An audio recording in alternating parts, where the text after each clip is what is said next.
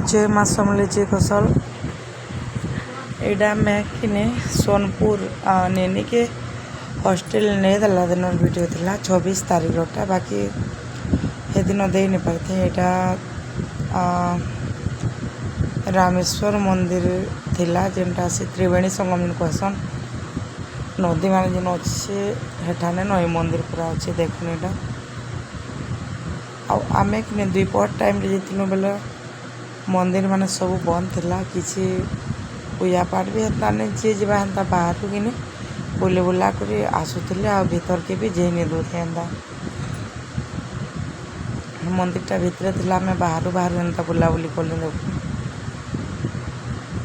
बढ़िया है पूरा भल है मंदिर आ बड़ जगह भी बुलाबुली भी करवार ले भल लगुला तापरे आमे जे दिन वर्षा बुर्षी भी केते पूरा होता आउ गछ मान अच्छे तो बोले पतर पतरा पड़ी पड़ी सब पूरा सीधा होता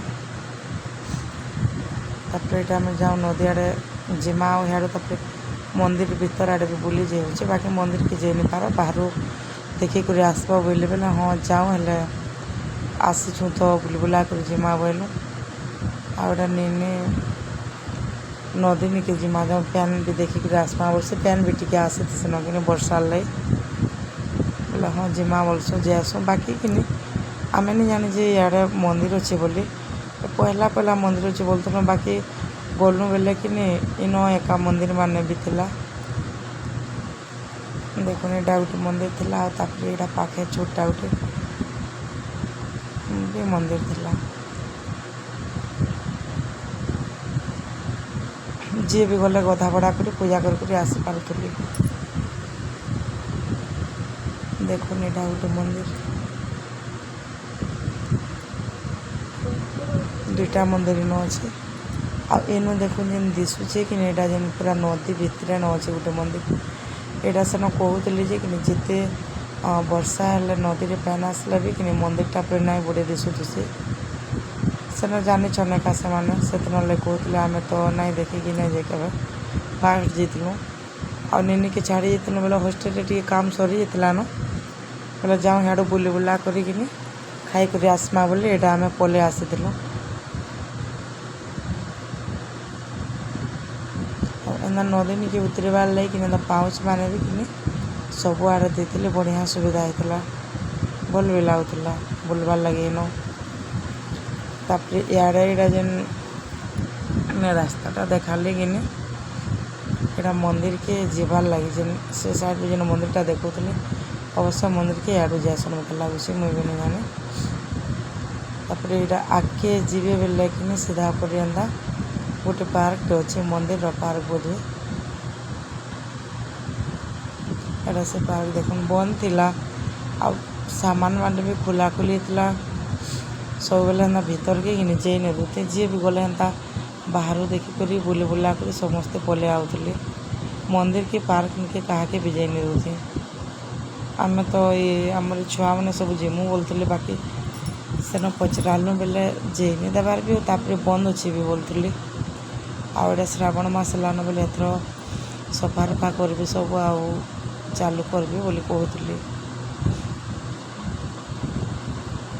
तापर नेनी यहाँ पाउच मान गनुला नदी निके जीवार लगी केन्दा केन्दा बोली गनुला तापर इन गोटे बड़ गछटे जी जाना मानसिक कले कि एंता धागा मैंने बांधुली मानसिक पूरण से बोलते महाप्रभु महादेव जगह तो सब तो सत है ना जहाँ के विश्वास लगला तो बांध भी दिल को विश्वास नहीं भी लगे बाकी महाप्रभु तो पूरा सद अन्ना जेन हेल्ले भी एंता छोट बड़ कर पूरा भावरे न मंदिर थी न पूजा पाते महाप्रभु मैंने सब आ खाली आगे जेन मंदिर थी देखिक पलि आसमु बोले आम भावुलु टे जाऊँ बोले बोले पयाड़े भी सब आड़े पूरा नदी तर एंता मंदिर मान भावरे जाए पूरा बंधा है भल भी लगुला बोलबार लगे तापर यहाँ देखुन आमर से तेल नदीटा जेन जैसे इन जेन तीन नदी जेन बेट यहाँ पड़ीछन ये नदी न यहाँ पूरा मझीरे देखुन 4-5 किलोमीटर जाए किसी भी नहीं दिशुते आड़े पैन आसला पर जना ही नहीं पड़ी कितनी खाली पैन ବାକି ମନ୍ଦିର ଉପରକେ କେବେ ବି ପ୍ୟାନ୍ ନି ଆସେ ବୋଲି ସେ ଜାଗାରେ କହୁଥିଲେ। ଆଉ ତାପରେ ଇନ ନଲକୁଆଁ ଥିଲା ବୁଲି ବାଲି କରି ସମସ୍ତଙ୍କୁ ସୁଜ୍ ବି କରିଥିଲାନ ବୋଲେ ପ୍ୟାନ୍ ଟିକେ ପିଇମା ବୋଲସୁଁ ଆଉ ଇନ ପ୍ୟାନ୍ ପୁନା ପିଇସୁଁ। ଆଉ ନଲକୁଆଁ ପାଖେ ନ କିନି ଆମର ଏ ମହାପ୍ରଭୁଙ୍କର କିନି ରୋଷେଇ ଗୃହଟା ଇନ ଏକା ଅଛି। ଦୁଇଟା ଅଛି ବୋଧହୁଏ, ଏଇଟା 2 ନମ୍ବର। ଆଉ ଗୋଟେ କେନ୍ ଆଡ଼େ ଥିବା ଆମେ ତ ନି ଯାଇନ। ତାପରେ ଦେଖୁନ୍ ଏଇଟା ବିବାହ ମଣ୍ଡପ ଇନ ବିହା ବର୍ପଣ ବି କରୁଛନ୍, ବଢ଼ିଆ ସୁବିଧା ହେଇଛେ। ବାକି ପୁରା ହେଇଛେ ବୋଲୁନ୍ ତ ଏବେ ସଫାସୁଫି ବି ନି କରିକି ଆଇଲେ ଗାଦାମୁନ୍ ମାନେ ପଶି ଯାଉଛନ୍ ଏଥେ ତ। ତାପରେ ଏଇଟା ଦେଖୁନ୍ ଅଫିସ୍ ଗୃହଟେ ଇନ ଥିଲା।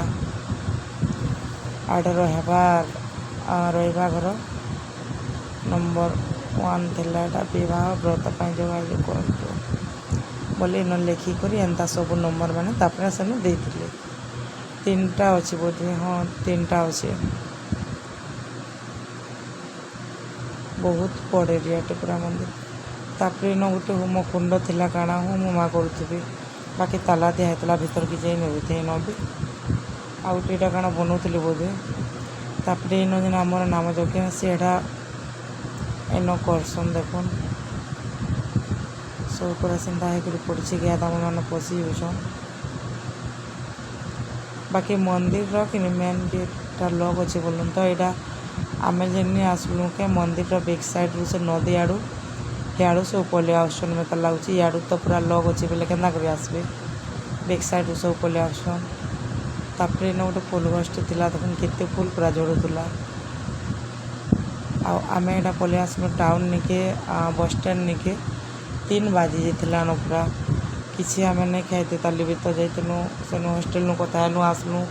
ଇଆଡ଼େ ଗଧାବଡ଼ା କଲି ନଦୀରେ କିଏ ମାନେ ବେଲେ ଅଧା ଲୋକ୍ ଆଇଥିଲେ, ଅଧା ଲୋକ୍ ନି ଗାଧେଇ ବେଲେ ସେନୁ ଗଧାବଡ଼ା କଲି ବେଲେ ବୁକ୍ କରିଥିଲାନ। ତାପରେ ଯାଉଁ ଖାଇଦେମା ବୋଲି ଏଇଟା ବସଷ୍ଟାଣ୍ଡ ପାଖେନ ଗୋଟେ ହୋଟେଲ୍ଟେ ଅଛେ ବେଲେ ସେନ୍କେ ଆସିକରି ସଭେ ଇନ ଖାଇ ପିଇ ଦେଲୁ। ଆଉ ଛୁଆମାନେ ତ ପୁରା ଭୋକେ ହେଇଯାଇଥିଲେ, 3 ବାଜିଥିଲାନ କିନି ଆମେ ଇନୁ 9:30 10 ବଜେନୁ ଘରୁ ବାହାରି ଯାଇଥିଲୁ। ତାପରେ ଏଇଟା ଦେଖୁନ୍ ନିନି ଯେ ରହିବା ହଷ୍ଟେଲ୍ର କିନି ଅଫିସ୍ କ୍ୱାର୍ଟର୍ ଥିଲା ତାଙ୍କର HMର ସାଙ୍ଗେ ଏଇଟା ତା ଡାଡ଼ି କଥାବାର୍ତ୍ତା ହଉଥିଲି ବେଲେ ସେନ ଟିକେ ଏଇଟା ଭିଡ଼ିଓ ବନା ହେଇଥିଲା। ଦେଖୁନ୍ ଏଇଟା ତାଙ୍କର HM।